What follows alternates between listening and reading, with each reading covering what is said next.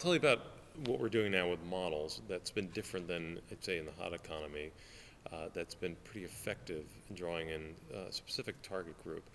I always think when we are marketing a building and then you either have a stack that's not moving, or especially now we may be moving through a building but you do have maybe some more expensive homes available.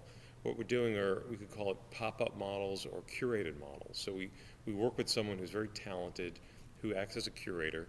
They pull together different vendors, and typically vendors don't give anything for free in a heady market, but they're looking for buyers too. So we'll have one furniture company supply the furniture, we turn to a gallery, we turn to someone who could supply some of the accessories, and then it could be branded product like Joe Malone, candles, etc.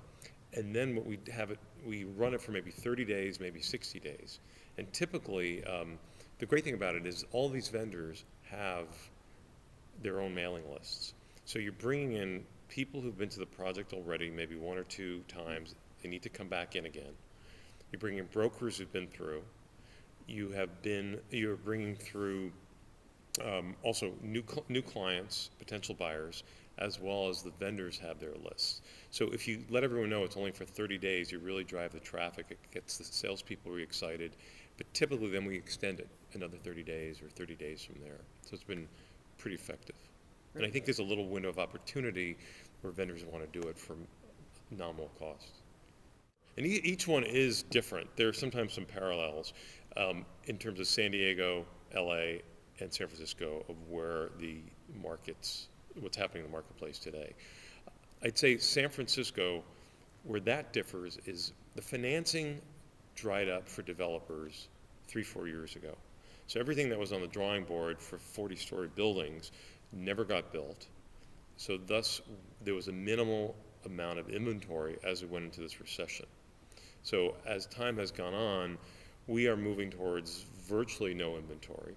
We have just brought the first and only product that will come on market this year, One Hawthorne, to market right now as we speak.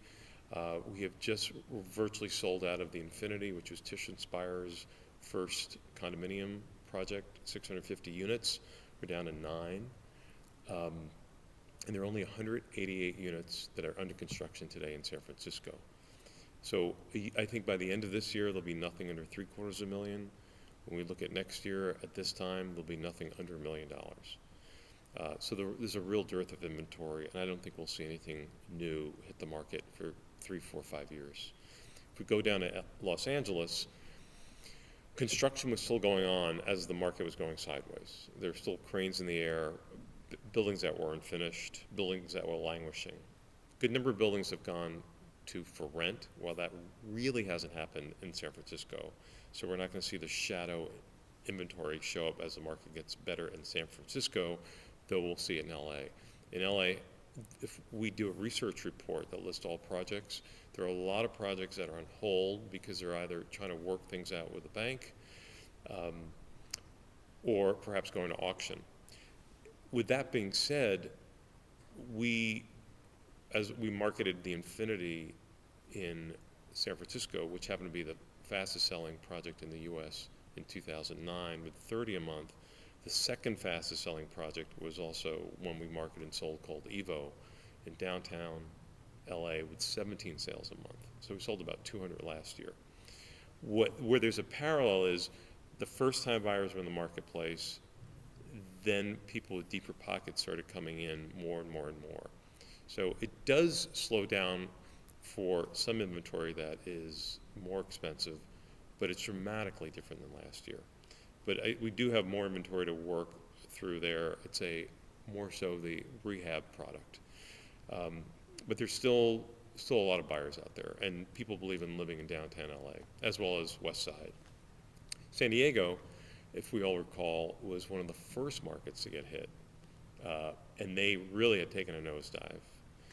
Now they have come back pretty much in full force. Where we're kind of battling appraisers in other markets, there the appraisers are coming in with even appraisals that are higher than the sale price, which we have not seen in a long time. A lot of buyers were marketing doing the sales for Bayside on the Embarcadero in San Diego. A lot of second home buyers and older buyers looking for big units. They're in the marketplace. So that market is healthy. They are working their way quickly through their inventory in San Diego. So it's kind of a healthy market down there.